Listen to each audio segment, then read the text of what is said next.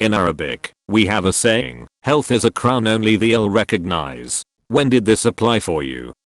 I work as a kinesiologist and have a variety of clients, from kids to adults, clinical and high performance. Very often I see their health as the thing they are the most willing to sacrifice for their achievements and goals, then learn a bit late that health is the most difficult thing to claw back after decades of neglect. Those of you that are waiting for your New Year's resolution to make changes, I implore you to make the change now and let it be the best gift you give yourself. You don't need to tie these goals to New Year's or other arbitrary dates. I have a genetic condition, and I'm the only one in my family, past or present, to have it. I'll be totally blind probably within 10 years. The cure is $500k per eye. But I'm happy I got it instead of my brother, because he's in the army, childhood dream achieved, and it would have devastated him. I also have early signs of manuscript, so that's awesome.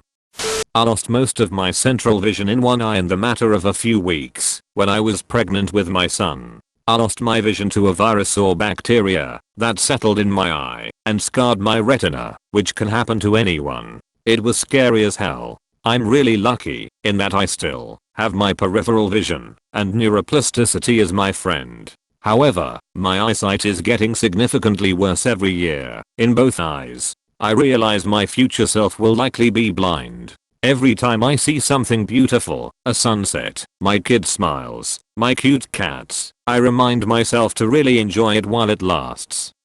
Around the time I was diagnosed with type 1 diabetes at age 3, over a week or two, following a plane flight where my parents took us to visit relatives in Chicago, I caught some sort of flu bug, and eventually when I got home it appears my immune system attacked the insulin producing cells in my pancreas. First extremely low blood sugar episode got me a few days in the hospital, and since then I've needed insulin injections to survive. Anytime I see some post-apocalyptic zombie movie and see somebody raiding a pharmacy, it hits me that I'd likely be among the first to die. If you describe vulvodynia, it sounds unpleasant, but not that bad. But let me tell you, it ruined my teenage years. First of all, I had no idea why I was in pain. Second of all, I did not have the vocabulary to describe the pain, because I was young, I was shy, and the pain came in so many forms, and was so localized, but I didn't have the words. I could not describe the areas that hurt, since I didn't know what was what. Third of all, I had no idea what would cause the pain, so I just had to constantly anticipate that it could happen. If I shifted ever so slightly, pain. But then I could walk briskly and be fine, and then suddenly pain. I could breathe the wrong way, pain. I could stand up or sit down, pain. I could drop something and then have to pick it up, pain. I was in gymnastics. People were acting like I was just imagining my pain, and yet I had to stop doing gymnastics, which I loved. People talk about chronic pain all the time. It's very easy to dismiss it, but it's a whole other ballgame when all you want to be able to do is function like a normal person and you can't. All I wanted to do was be able to walk around and not have to worry about what will hurt, and not have people treat me like I'm being dramatic about it. It makes me angry to think back on. Looking healthy despite being sick is an awful state to be in for any length of time. Watching people slowly become less and less understanding. Some even begin to hate you or accuse you of seeking attention. God forbid you have a handicap placard as well. Struggling to walk into a store only to come back and have someone scream at you for lying about your disability. I'm sorry you had to deal with that. I know how damaging it can be to go through it. Hopefully you found something to assist and control the pain. Had chronic lifelong episodes of nausea. In 2017 I decided to never leave. Oh boy did I miss the good old days when even water didn't make me sick. Lost 15 pounds unwillingly and was already scrawny, so now it was bad. Got poor people insurance cause Murica. Got treated and can now eat just fine sans some food intolerances and a bit of a low appetite. Food makes me excited again. To get as much nutrients in as few bites as possible. I've learned a lot about what the body needs and what it does with stuff you eat. Cool stuff that many of us disregard when shoveling whatever down the hatch. Also learned malnutrition can happen even if not skinny, or even if you eat enough calories. This is me. I was diagnosed with gastroparesis, stomach paralysis, this year. I couldn't keep anything down and was in an incredible amount of pain. I had 24/7 severe nausea and everything made me vomit. Smells, lights, food, loud noises, motion sickness, everything. I was constantly disoriented from malnutrition and my anxiety skyrocketed.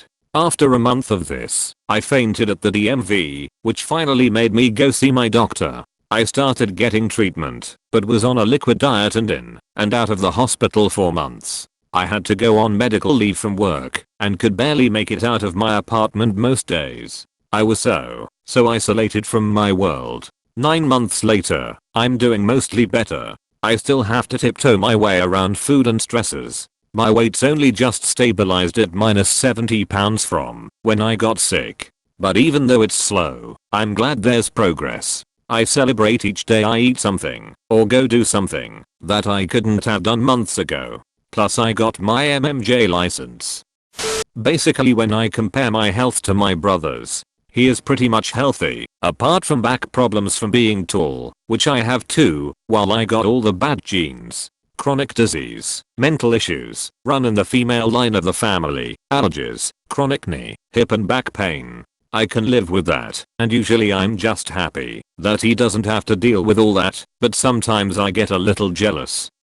I feel you. I'm the same way too, except mental illness. I work out fairly regularly, am active, eat mostly healthy and nutritious, but have asthma, any strain of cold, fever, flu, you name it, and I'll catch it. I got bacterial infection followed by viral infection twice in 2 months. And everyone goes, oh you should improve your immune system. You shouldn't get sick all the time. Yes, it's in my control and I summoned it/s. And have had back pain since I was a child. Now have a herniated disc. My sister doesn't work out, eat well, is obese but has few health issues. I'm glad she doesn't have to experience any of this, but I wish I was healthier, like if I could walk and talk simultaneously without wheezing, or having to take an inhaler, that would be nice, or constantly be in pain.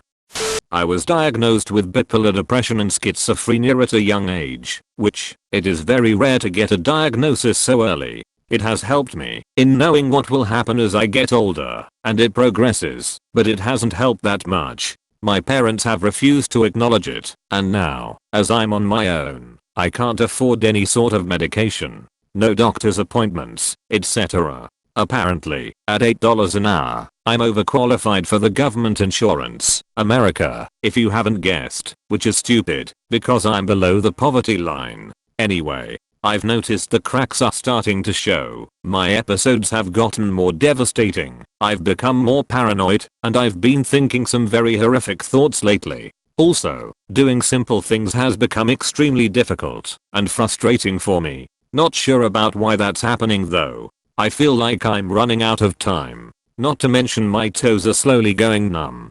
Gee, I just feel so bad sometimes watching all the other 18-year-olds enjoy their teenage immortality. I can't even get these paragraphs to read in a sensical way.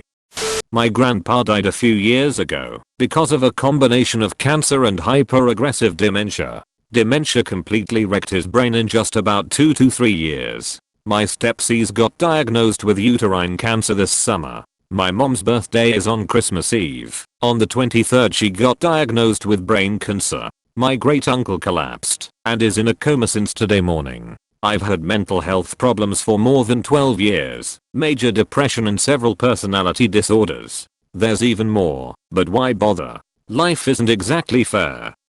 I have overactive lymph nodes in my neck and once a decade, generally, I get a golf ball sized tumor in the side of my neck. I had one removed at 7 and another removed at 19. When I went to the doctor I asked him what the chances were that it would end up to be cancer. He told me to think of it as 50/50 and that he wouldn't know until he removed it. At 19, I genuinely started thinking, what if I have cancer? Will I endure chemo, or will I live the remainder of my young life to the absolute fullest? It was the first time I realized that I could be sick with more than just a cold.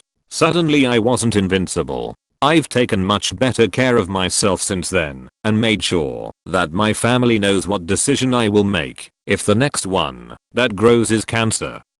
When I started getting treated for ADHD as an adult, taking medication feels like having some kind of life-altering super soldier serum. I can just look at a pile of dirty clothes and think I should put on a load of laundry and then actually put on a load of laundry and hang it out when it's done, like some kind of normal person. Edit. Also, antidepressants. Did you guys know that an ever-present sense of misery with the state of reality isn't normal? Turns out you're supposed to not be overwhelmed by the state of the world and just live your life day to day and make plans for the future doing things you enjoy with people you love. Mind blowing.